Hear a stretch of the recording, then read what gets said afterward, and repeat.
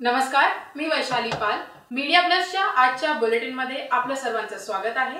तर चला पाहूया आजच्या ताज्या घडामोडी. अखिल भारतीय मराठी व्यापारी असोसिएशनने भव्य महामेळाव्याचे आयोजन केले असून यामध्ये 411 कलम व्यापाऱ्यांच्या मागण्यांबाबत कठोर निर्णय घेण्यात येणार आहे. कल्याणात याबाबतची प्राथमिक बैठक पार पडली.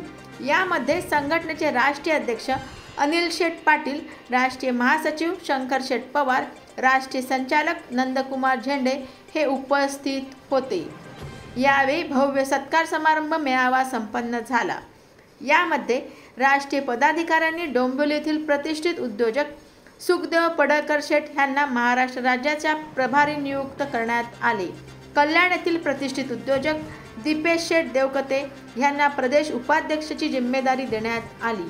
अंकुश शेठ खिलारी यांना प्रदेश संचालकपदी निवड करण्यात आली. प्रदेश संचालक मधुकर पाटील साहेब, ठाणे जिल्हा अध्यक्ष उत्तमराव यमगर, कल्याण शहराध्यक्ष गणेश देशमुख, ज्वेलर्स असोसिएशन कल्याणचे अध्यक्ष अशोक मोहिते ही जिम्मेदारी यावेळी देण्यात आली व आपल्या लोकांवर येणाऱ्या संकटांना एकत्रित राहून मदत करण्याचे आवाहन यावेळी करण्यात आले. 8 मे रोजी दिल्ली येथे राष्ट्रीय भव्य महामेळाव्याचे आयोजन करण्यात आले आहे. या मेळाव्याच्या माध्यमातून व्यापाऱ्यांवर येणाऱ्या अडचणींना मदत मिळण्यासाठी केंद्र सरकारच्या केंद्रीय मंत्र्यांना निवेदन देण्यात आले आहे.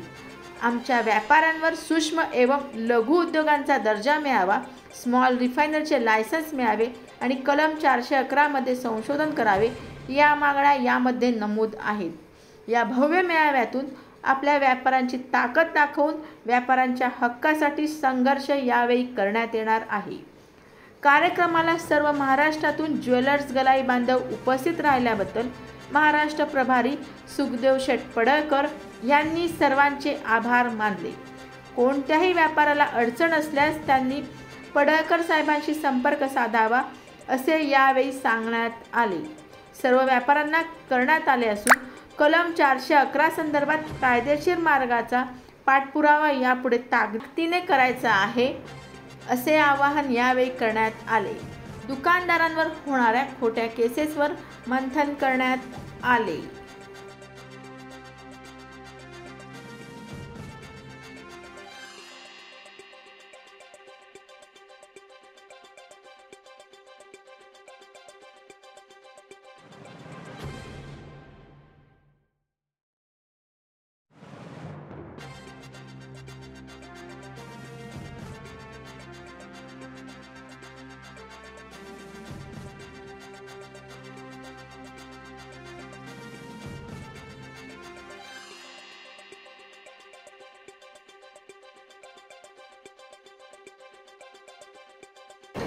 आज आमचा व्यापार 150 वर्षापासून आहे, पण आम्ही एकत्रित न झाल्यामुळे आमच्या व्यापारामध्ये फार मोठ्या प्रमाणाचं नुकसान झालं आहे. आणि आता आम्ही संपूर्ण देशभरामधील आमचे महाराष्ट्रीयन ज्वेलरी असू द्या, हॉलमार्क सेंटरचे व्यापारी, गलाई बांधव, टेस्टिंग मशीनचे व्यापारी सर्वांना एकत्रित करण्याचं काम आम्ही केलेलं आहे.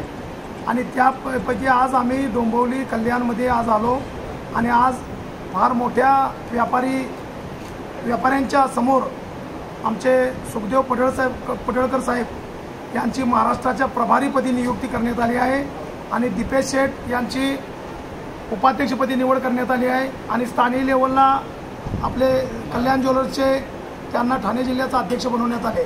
आमचा उद्देश एवढाच आहे की आमच्या सोन्या चांदीच्या व्यवसायाला लघु उद्योगचा दर्जा द्यावा आणि स्मॉल इंडस्ट्री, स्मॉल रिफायनरीचे लायसन्स मिळावे. आणि कलम 411 मध्ये आमच्या ज्वेलर्सवाल्या लोकांना, गलाई बांधवांना जो त्रास होतोय त्यामध्ये केंद्र सरकारला आम्ही विनंती केलेली आहे, अजून बी करत आहे की त्यामध्ये संशोधन करून आमच्या व्यापाऱ्यांना होणाऱ्या त्रासापासून मुक्त करावे. म्हणून आम्ही येत्या 8 मेला दिल्ली येथे देशाच्या राजधानीमध्ये जवाहरलाल नेहरू स्टेडियमच्या ऑडिटोरियममध्ये एक व्यापारी भव्य महामेळावा घेतलेला आहे. आणि संपूर्ण देशभरातील आमच्या मराठी व्यापारी बांधवांना आम्ही दिल्ली येथे बोलवले आहे आणि फार मोठ्या प्रमाणात या कार्यक्रमाचे आयोजन करण्यात आले आहे.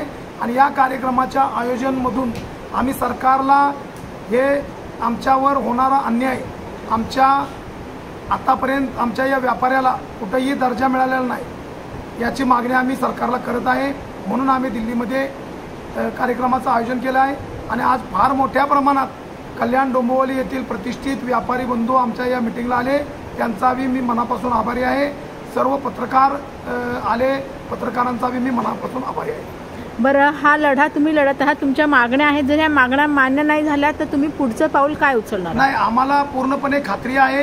कारण का देशाच्या 771 जिल्ह्यामध्ये आमचे मतदार आहेत आणि आज भारत सरकार चांगलं काम करते. आम्हाला खात्री आहे की आमच्या या मोठ्या व्यापाऱ्यांच्या मोठ्या संख्येमुळे आणि मोठी संख्या बघून आम्हाला 100% आमच्या मागण्या मान्य करणार, ही आम्हाला खात्री आहे. एकूण किती मागण्या आहेत तुमच्या? आमच्या 3 मागण्या आहेत.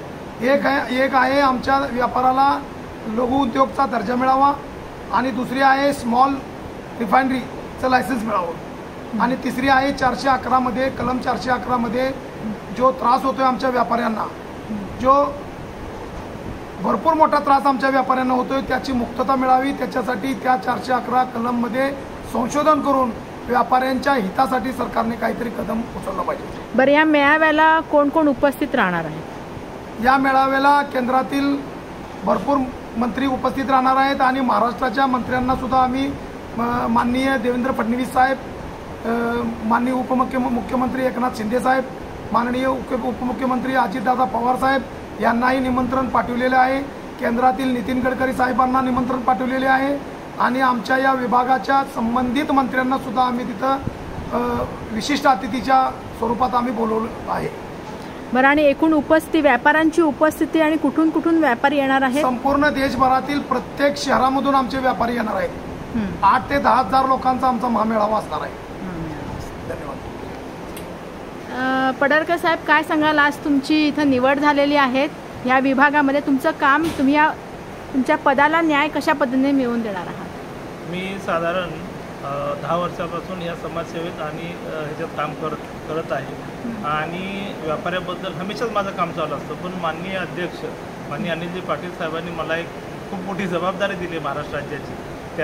त्या सर्व व्यापाऱ्यांना, कारागीरपासून जे व्यापारी सोने व्यावसायिक आहेत त्यांना मी जास्तीत जास्त लोकांना माझा उपयोग कसा करून घेता येईल ह्याच्यासाठी 24 तास उपलब्ध असणार आहे.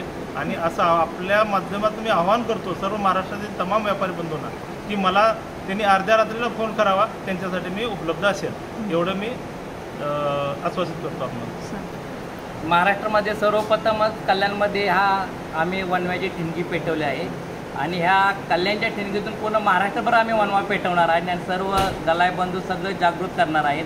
आणि जी आमच्या 2-3 मागण्या आहेत ती मागण्या आम्ही सरकार दरबारी पूर्ण ताकदीनेपणे लावून धरणार आहेत. मी महाराष्ट्राचा प्रदेश उपाध्यक्ष म्हणून मी संपूर्ण गलाय बांधवासोबत आहे. गलाय बांधव सर्व माझ्यासोबत आहेत आणि पूर्ण महाराष्ट्रभर आम्ही पूर्ण संघटना उभा करून, आमच्या महाराष्ट्रात संघटना थोडी कमकुवत आहेत आणि आम्ही पूर्ण ताकदीनिशी दिल्लीच्या कार्यक्रमाला जाणार आहे. या होत्या आजच्या ताज्या घडामोडी. अशाच ताज्या घडामोडींसाठी परत भेटू. तोपर्यंत जय हिंद, जय महाराष्ट्र.